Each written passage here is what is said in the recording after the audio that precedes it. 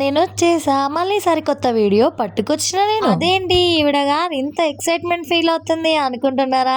ఏం లేదండి, నేను భద్రకాళి అమ్మవారి టెంపుల్ కి వచ్చా. అసలు టెంపుల్స్ అంటేనే అదొక వైబ్రేషన్. ఎందుకో తెలుసా? వాటిలో ఉండే పాజిటివ్ ఎనర్జీ మన మనసును చాలా ప్రశాంతంగా ఉంచుతుంది. మాకు తొట్టి గ్యాంగ్ ఉంది. ఎక్కడికన్నా వెళ్ళాలి అనుకుంటే మేము అందరం కలిసి వెళ్తాం. తొట్టి గ్యాంగ్ లో పొద్దుగాల లేవని వాళ్ళు కూడా ఉంటారండో. దాంట్లో నేను ఒకదైనా పర్లేదు. ఈ రోజు ఎలాగైనా సరే మేము భద్రకాళి అమ్మవారి టెంపుల్ కి వెళ్ళాలి అని చెప్పేసి మార్నింగే లేచి రెడీ అయిపోయి ట్రైన్ ఎక్కేసాము. ట్రైన్ నుంచి టెంపుల్ కి ఆటోలో వచ్చాము. అక్కడ కనిపిస్తుంది భద్రకాళి అమ్మవారి కొండ పైన అమ్మవారు వెలిసి ఉన్నారు. అమ్మవారిని దర్శనం చేసుకోవడానికి ఎంట్రీ గుండా వెళ్తున్నాము. అక్కడ నుంచి చూస్తే నాకైతే మనసు చాలా పీస్ఫుల్ గా అనిపిస్తుంది. మేమందరం కలిసి బయటే చెప్పులు వదిలేసి నడుచుకుంటూ లోపలికైతే వెళ్తున్నాము. ఇక్కడ భద్రకాళి అమ్మవారు స్వయంగా వెలిసారు అనేది ప్రసిద్ధి. అదేంటి మీరు రోజు గుళ్ళు గోపురాలు అంటూ తిరుగుతారు, మీకు బోర్ కొట్టదా అని మీరు అడగొచ్చు.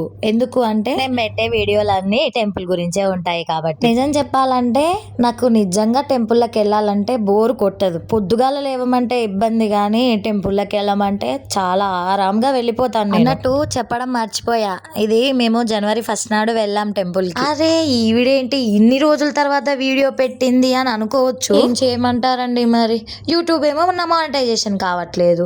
కూటి కోసం కోటి విద్యలు. యూట్యూబ్ వర్క్ చేసుకుంటూ నేను ఏదో చిన్న పని చేసుకుంటూ బతుకుతున్నాను. మానిటైజేషన్ అయినా కాకపోయినా నేను వీడియోస్ అప్లోడ్ చేస్తాను. ఎందుకు అంటే యూట్యూబ్ అనేది నా ప్యాషన్. అమ్మవారి టెంపుల్ చూపెడుతుంది, ఈవిడ గారి సోది ఈవిడే చెప్పుకుంటూ పోతుంది. మాకు అసలు ఏమీ చెప్పదా అనుకోవద్దు. అంటే నాకు తెలిసిందే కొంత, నాకున్న నాలెడ్జ్ లో కొంత భాగం నేను చెప్తాను. భద్రకాళి అమ్మవారి టెంపుల్ లోపలికి ఎంట్రన్స్ లోనే పైన కొండ మీద శివ పార్వతుల విగ్రహాలు అనేవి కనిపిస్తాయి. చూడడానికి చాలా ముచ్చటగా ఉంటుంది. ఇక్కడికి చూసారా, ఇక్కడ దాకా ఉంది లైన్. ఇక్కడ నుంచి దర్శనానికి లోపలికి వెళ్ళాలి. మాకు దర్శనం చేసుకోవడానికి మొత్తం 3 గంటల సమయం పట్టింది. ఆ లోపు ఫొటోస్ వీడియోస్ తీసుకున్నాం మేము. నర్సంపేట నుంచి చిన్న పిల్లల యూనిట్ మొత్తం వచ్చింది. స్కూల్ పేరు అడిగాను, వాళ్ళు చెప్పారు, కానీ చాలా రోజులైందిగా నేను మర్చిపోయాను.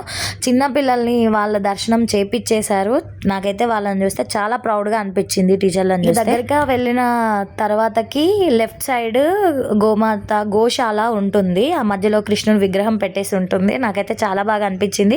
చుట్టూ చాలా బాగా డెవలప్మెంట్ చేశారు. అక్కడ అందరూ కలిసి వీడియోస్, ఫొటోస్, రీల్స్ అన్నీ చూస్తున్నారు.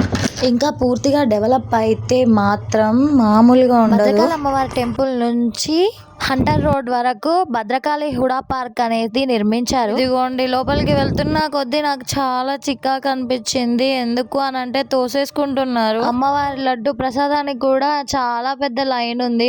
చూస్తున్నారు కదా లోపల మొత్తం జనాలే. ఇంకా నా వల్ల కాదు అని చెప్పేసి అప్పుడు టికెట్ తీసుకొని అమ్మవారి స్పెషల్ దర్శనం అని చెప్పేసి వెళ్ళాను. ఒక మెంబర్ కి 50 రూపీస్ టికెట్.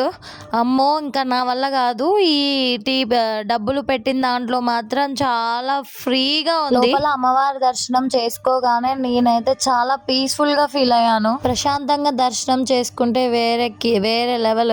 గుడి లోపల ఎంట్రీకి ముందు భాగంలో కొబ్బరికాయలు కొడుతున్నారు. తర్వాత ఆ పక్క భాగంలో ధ్వజస్తంభము అమ్మవారికి ఎదురుగా ఉంటుంది. అంటే ఆపోజిట్ గా అటు అమ్మవారు ఉంటే ఇటు ధ్వజస్తంభం. జనాలను చూసారా, ఇంతమంది మా వరంగల్ అమ్మవారి దర్శనానికి వచ్చారంటే మామూలు విషయం కాదు. ఒకప్పుడు అంటే కూడా ఇప్పుడు చాలా బాగా డెవలప్మెంట్ చేస్తున్నారు కాబట్టి చాలా మంది అమ్మవారిని దర్శించుకోవడానికి వస్తున్నారు. వీడియోలు కొన్ని అటు ఇటుగా వచ్చాయి. ఎందుకు అని అంటే ఫొటోస్ తీయొద్దు, వీడియోస్ తీయొద్దు అని గట్టిగా అరిచి చెప్తున్నారు మాకు. మేము క్యూ లైన్ లో నిలబడి అమ్మవారి దగ్గర ఉన్న రోజ్ ఫ్లవర్ ని తీసుకున్నాము. ఇది మేము అమ్మవారి ప్రసాదంగా భావించి తీసుకున్నాము. ఇంకా ధ్వజస్తంభం దగ్గరికి వెళ్తే బొట్టు తీసుకోవడానికి కూడా టైం ఇవ్వట్లేరు. త్వరగా పదండి అనేసి అంటున్నారు లోపల ఉన్న వాళ్ళు. అయినా కూడా నేను ఊరుకోనుగా. నేను తీసుకొని వస్తూ ఉంటే మేడం మమ్మల్ని కూడా అర్థం చేసుకోవాలి అంటున్నారు. నిజం చెప్పాలంటే పొద్దున్న నుంచి సాయంత్రం వరకు మాలాంటి వాళ్ళతోని అరిసి వాళ్ళు కూడా ఇబ్బంది పడుతూ ఉంటారు. కానీ వాళ్ళని అరిపిస్తే అదొక ఆనందము. మేము విజయవంతంగా దర్శనం కంప్లీట్ చేసుకొని వచ్చాము. బయటకు వచ్చిన తర్వాత చాలా ఆకలిగా అనిపించింది. అయితే ఇక్కడ అమ్మవారి లడ్డు పులిహోరన తీసుకుందామని బయటకు వస్తే చాలా పెద్ద లైన్ ఉంది. అక్కడ అనగా లైన్ నేను కట్టేశాను.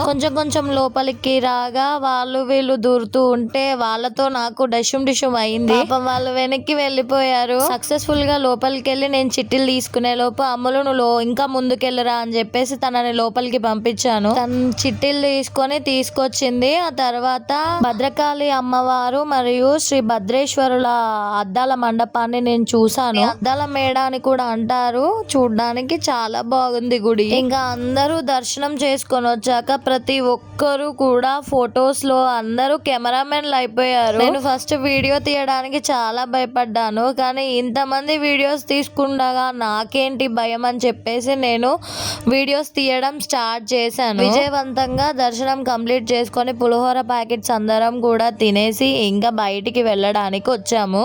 నా వీడియోస్ కనుక మీకు నచ్చినట్టయితే please like, share and subscribe చేసుకోండి.